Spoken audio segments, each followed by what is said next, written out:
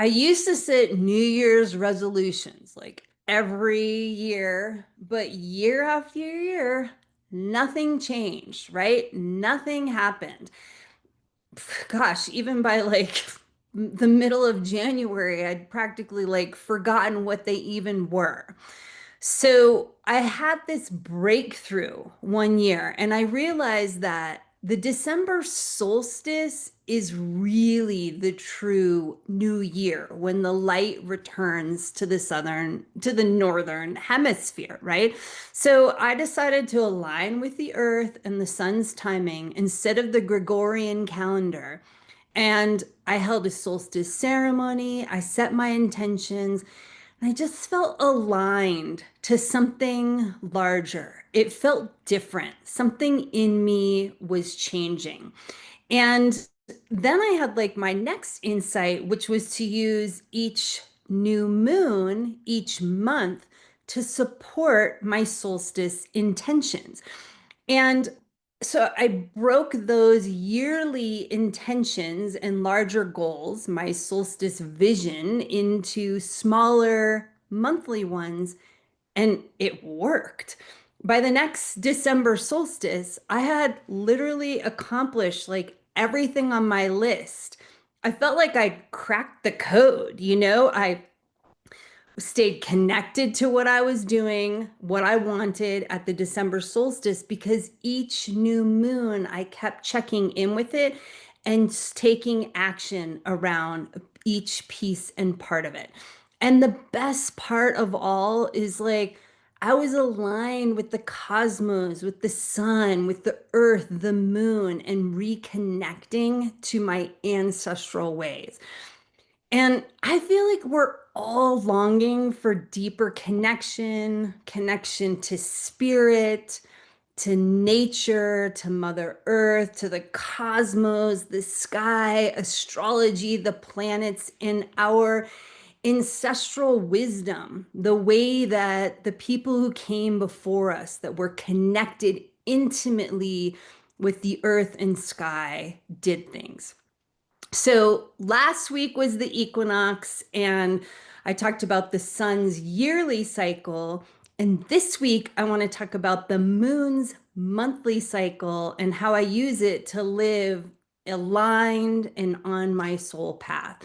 I'm Sheridan, your astrology life coach, and I help women clear the mental clutter that holds you back using astrology and coaching to support you in taking confident action, making decisions that support your goals, and guiding you into creating the life you most want. So let's talk about the sun and moon cycle. So the sun cycle is the solstices and the equinoxes, right? The creation points of the year. The moon mirrors the sun cycle, but each month, right? It moves through the entire zodiac, it moves through the entire sky. It covers the same ground that the sun covers over the year. So I want to share today like how I work with the moon cycle. So the new moon, that's when the beginning of the cycle, right? When we plant the seeds, that's the creation energy. When the moon is in the dark of the moon phase and is meeting with the sun. That's the time to set concrete, doable monthly intentions that are aligned with your solstice, or even we just had the equinox focus, right? So, what I mean by like concrete is often we can set intentions that are like, I want to open my heart more, right? But what does that really mean for you? And how will you know that you've accomplished that? So, it might be that you really want to be more open and give more space to your relationship. Or it may be that you want to open your heart to like caring for yourself more with like literal self-care practices. That's what I mean. You want to be able to come to the end of the month and say, I did that or I didn't do that. How will you know if you opened your heart more or not? And then at the first quarter moon, right, which is the waxing first quarter moon. It's the building phase of the moon cycle. The moon is high up at sunset. It's gaining light, moving towards the full moon. This is the first check-in point of the moon cycle. How is your intention going? Right? Are you taking action to bring it to fruition? Have you like totally spaced it out and forgotten about it?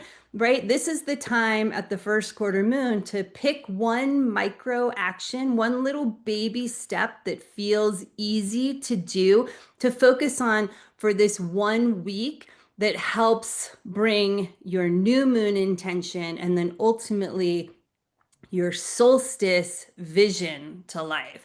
Then we have the full moon, right? When the moon is rising as the sun is setting, and it's this time to honor yourself. It's about celebration and illumination, right? So I like to ask, what's one thing I can celebrate about myself right now? Acknowledge about myself. And if that's hard for you, then that's kind of a thread you could start to pull on in your personal work, right?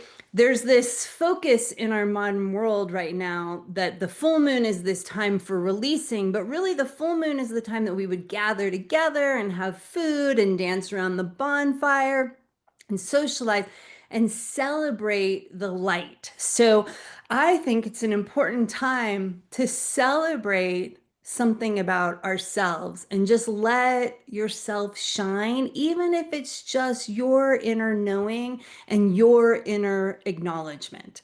Then we have the last quarter moon, which is the waning phase, right? The moon is losing light, moving back towards the new moon. And the moon now is up high at sunrise.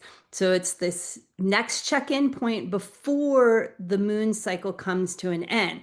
So you ask yourself, what small step can I take this week to bring my new moon intention to completion before the next new moon and we start the cycle over again each month, continuing to stay in alignment with those larger sun yearly goals. So, this is what I guide women through in Moon Sister Circle. Together, we work with the sun and the moon cycles to break old patterns of like self sabotage and the habits and the things we're doing in our lives that are not working for us, but we can't seem to get out of our own way. There's live coaching with me twice a month. And it's this community where we can connect with like-minded women to support each other as we go through this transformation and these changes. So I invite you to join us. You can check it out at SheridanSemple.com, moon-sisters. I'll put the link below as well. And, basically it's like, you just want to like stop letting the head trash. Thank you, Linda Perry, for that like awesome description. I love that head trash, right? You just get it right away. We all have so much head trash that keeps us stuck.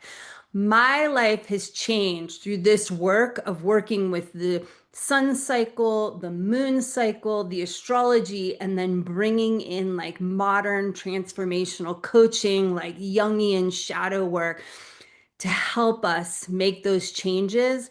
That's what I did for myself. It worked for me, and I know it can work for you. So thanks for watching or reading, and I'm wishing you an empowered Sacred Feminine week. And I will see you next week for the Aries full moon, which is a perfect time. Actually, yes, I will see you next week. So I'm getting like all my timing is interacting in one place together. I will see you next week for the Aries full moon, which is a perfect time to celebrate who you uniquely are.